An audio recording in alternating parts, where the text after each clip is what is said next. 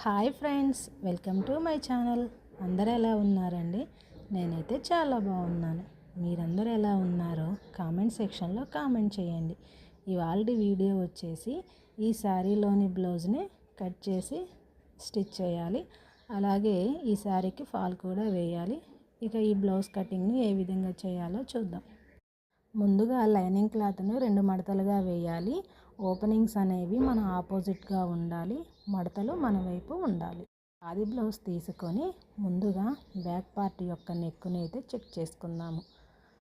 ఆది బ్లౌజ్ కన్నా ఒక పావు ఇంచు ఎక్స్ట్రా అయితే పెట్టేసుకుందాము. ఇప్పుడు బ్లౌజ్ యొక్క లూజ్ అయితే చెక్ చేసుకోవాలి.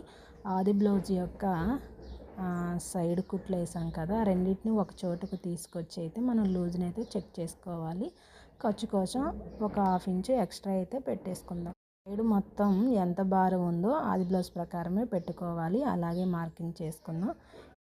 ఇక ఇప్పుడు ఆది బ్లౌజు మొత్తం పొడవు అనేది చెక్ చేసుకోవాలండి. షోల్డర్స్ దగ్గర నుంచి నడుం పట్టి వరకు కూడా మొత్తం బార్ అనేది చూసుకోవాలి. నాకు 15 ఇంచులు అయితే వచ్చింది.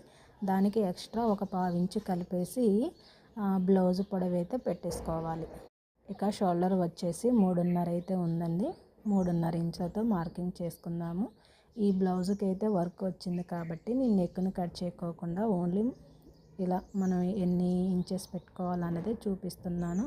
ఇప్పుడు షోల్డర్ చంక అనేది ఎంత ఉందో కొలుచుకుందాము. ఆర్మ్ లూజ్ అనేది వచ్చేసి మనకు 6 ఇంచులు అయితే ఉందండి. 6 ఇంచులతోనైతే మార్కింగ్ చేసుకుందాము. వీటన్నిటినీ కలుపుతూ ఇలా బాక్స్ షేప్లోనైతే మార్కింగ్ చేసుకుందాము. షోల్డర్స్ మనం 3.5 ఇంచులు పెట్టాం కదండి. ఇక్కడ నేను చూపించే దగ్గర కూడా సేమ్ 3.5 ఇంచులు అయితే ఉండాలండి. ఆర్మ్ లూజ్ కోసం 1.5 ఇంచు పెట్టేసి ఇలా రౌండ్గానైతే మార్కింగ్ చేసుకోవాలి. నేను నెక్ కట్ చేయటం లేదండి. నెక్ కట్ చేయకోకుండా షోల్డర్ అలాగే ఆర్మ్ సైడ్కి ఇలా బ్యాక్ పార్ట్ని అయితే కట్ చేస్తున్నాను. ఇక తర్వాత హ్యాండ్స్ని అయితే కట్ చేసుకుందామండి. హ్యాండ్స్ కటింగ్ కోసం క్లాత్ని 4 మడతలుగా అయితే వేసుకోవాల్సి ఉంటుంది. ఇలా వీడియోలో చూపిస్తున్న విధంగా క్లాత్ని 4 మడతలుగా అయితే వేసుకోవాలి. ఇక ఇప్పుడు ఆది బ్లౌజ్ తీసుకొని ఆది బ్లౌజ్తోనైతే ఒకసారి చెక్ చేసుకుందామండి. ఆది బ్లౌజ్ పొడవుతో నేను బ్లౌజ్ హ్యాండ్స్కి హెమ్మింగ్ చేయను కనుక ఒక హాఫ్ ఇంచు ఎక్స్ట్రా అయితే పెడుతున్నా అండి. అదే మీరు హెమ్మింగ్ చేయాలనుకుంటే 1 ఇంచ్ ఎక్స్ట్రా పెట్టుకోవచ్చు.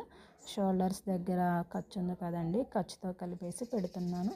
ఇప్పుడు టేపు తీసుకొని మొత్తం ఎంత పొడవు ఉందో చూసుకుందాం. 9 ఇంచులు అయితే ఉందండి.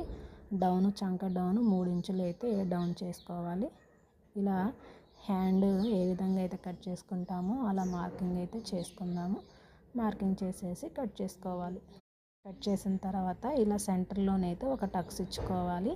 2 మడతల మీద మనం ఇలా ముందు వైపుకు వచ్చేలాగా ఒక హాఫ్ ఇంచుతోనే క్రాస్గా కట్ చేసుకోవాలి.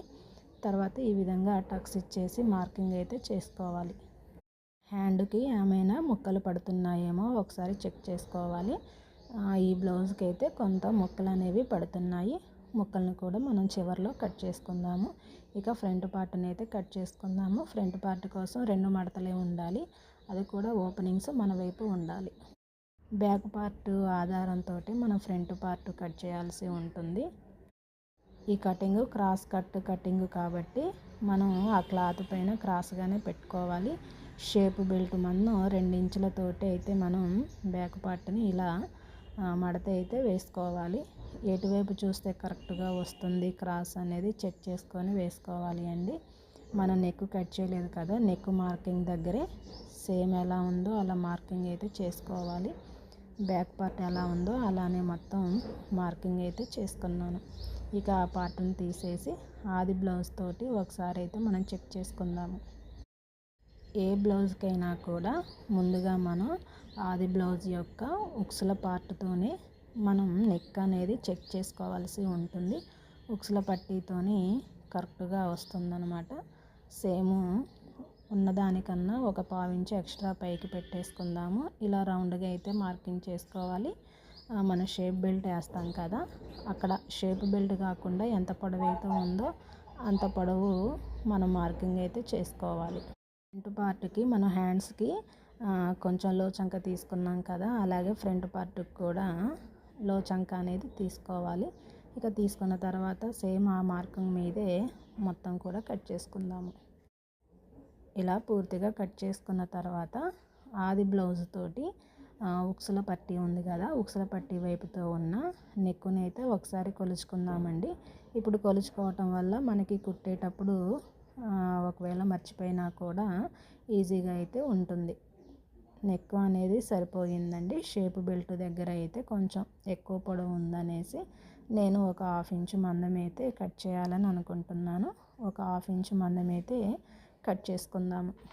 ఇలా కట్ చేసుకున్న తర్వాత ముందు పార్ట్కి మనం డాట్స్ వేసుకుంటాం కదా, ఆ డాట్స్ కోసం అయితే ఇలా టక్స్ అయితే ఇచ్చుకోవాలి. ఇక తర్వాత మిగిలిన క్లాత్లోనైతే మనం ఈ క్లాత్లో అంచుల సైడ్ ఉంటుంది కదండి క్లాత్, ఆ క్లాత్ని మనం నడుం బెల్ట్ కోసం అలాగే ఉక్సుల పట్టీ కోసం అయితే యూస్ చేసుకోవాల్సి ఉంటుంది. ఈ వీడియోలో నేను షేప్ బెల్టులు కట్ చేయడం చూపించలేదండి. దీన్ని స్టిచ్చింగ్ వీడియోలో చూపిస్తాను, చూసేయండి. నేను ఒకవేళ ఈ వీడియోలో చూపించడం మర్చిపోయాను అనుకుంటా, ఆ స్టిచ్చింగ్ వీడియోలో చూపిస్తాను, చూసేయండి.